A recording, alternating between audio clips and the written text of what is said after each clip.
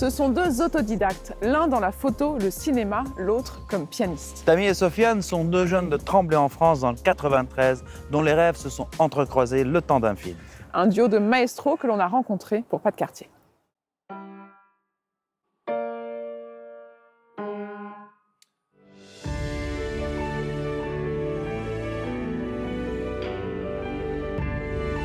Ouais, yes! Ouais, tu nous rejoins ou quoi? Non, je me sens social là. Eh les gars, laissez-le, maintenant c'est un artiste.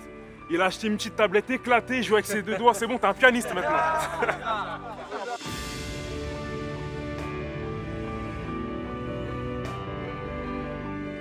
Donc toi, Ilyes, tu veux devenir pianiste.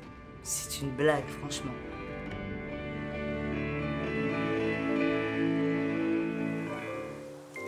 Tremblay en France, parc du Château Bleu.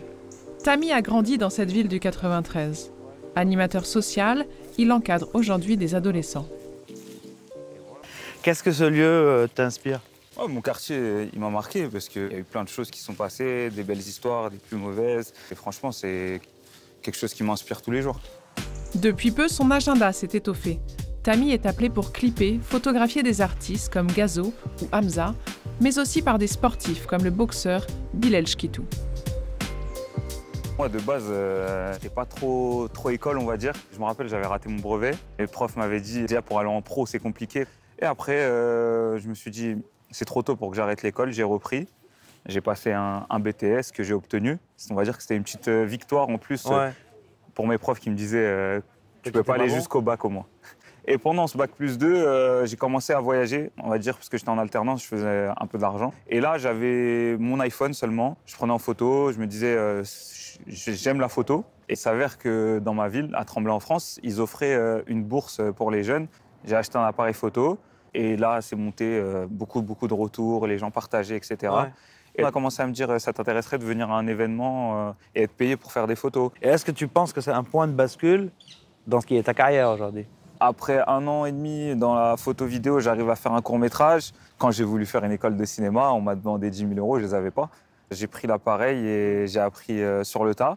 J'ai suivi quelques tutos, on va dire, YouTube. Le film est passé dans des cinémas. Il y a plus de 500 personnes qui sont venues le voir pour une histoire qui partait de rien. Ah, j'en suis fier, moi, personnellement. Est-ce que ça t'a fait connaître pour faire autre chose? Par exemple, j'ai fait Los Angeles. C'est le rêve d'enfant. Moi, c'était mon rêve d'enfant d'aller aux États-Unis. Et j'ai pu y aller grâce au travail pour un clip de musique. Et franchement, c'est le kiff ultime. Qu'est-ce que tu peux faire de mieux? Tu vis de ta passion. Qu'est-ce qui te manque aujourd'hui? Il faut que je me professionnalise encore un peu plus. Je sais que j'ai un peu quelques lacunes à l'écriture. Après, moi, je suis pas là pour toucher à tout. Chacun a son travail. Moi, le but ultime, c'est réalisateur. Il y a de la place pour tout le monde, je pense. Début 2022, il lance son association Une autre vision, à travers laquelle plusieurs jeunes professionnels forment au rudiment des métiers de l'image. Tu veux faire un portrait d'une personne, il faut que tu sois entre f1.8 et f3, on va dire, pour avoir un beau flou derrière. Ok. Aujourd'hui, c'est Atelier Photo, une première prise en main du matériel pour certains.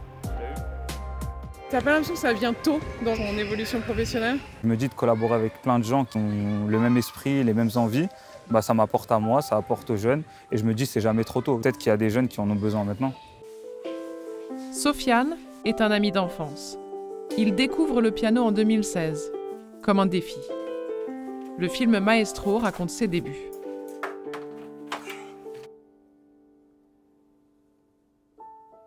Obstiné, il progresse et trouve un producteur le temps d'un album intitulé Sur la touche, qui mêle piano et rap.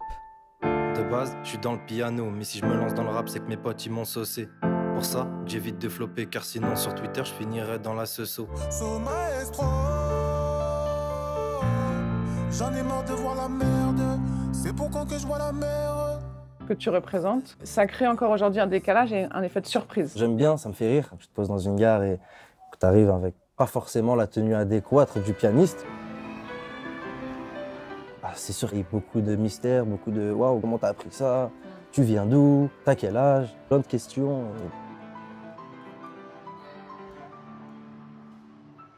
Comment t'as commencé déjà? Et ensuite, comment tu évolues aujourd'hui? Comment j'ai commencé? C'est vraiment avec beaucoup de travail. Je vous dis la vérité, c'est aussi simple que ça. C'est répéter 15 000 fois les mêmes choses sur un piano, arriver à un moment donné, vous y arriverez. Faire des gestes à répétition de travail de doigts, avec un piano à synthé à 30 €. Ce qui est intéressant dans vos deux parcours, c'est qu'il y a aussi toute la dynamique où il faut convaincre l'entourage sur des choses qui ne sont pas évidentes. Quand j'ai commencé la photo et la vidéo, mes parents ils pensaient que c'était pas un vrai travail. Ils voyaient plus ça comme un loisir, ou sinon ils me catégorisaient comme photographe de mariage. Mais le jour où mon père il m'a vu à la télé sur un match du PSG, je faisais des photos, là ça a fait un grand changement. Le piano, c'est encore peut-être encore plus Bah ouais, le piano c'était encore plus intouchable. bizarre, c'était ça, ouais. Bah, Bizarre, tu dis bizarre. Bizarre, ouais, bah c'est normal, c'est un peu bizarre de se lancer dans le piano. Enfin, je ne saurais pas forcément spécialement dire, chez nous on fait du foot de base, tous. J'ai l'impression que tu as plus amené le piano dans ton quartier, dans ta vie, que toi, tu n'as voulu intégrer le monde du piano professionnel. Bah, j'ai pas forcément tous les codes pour.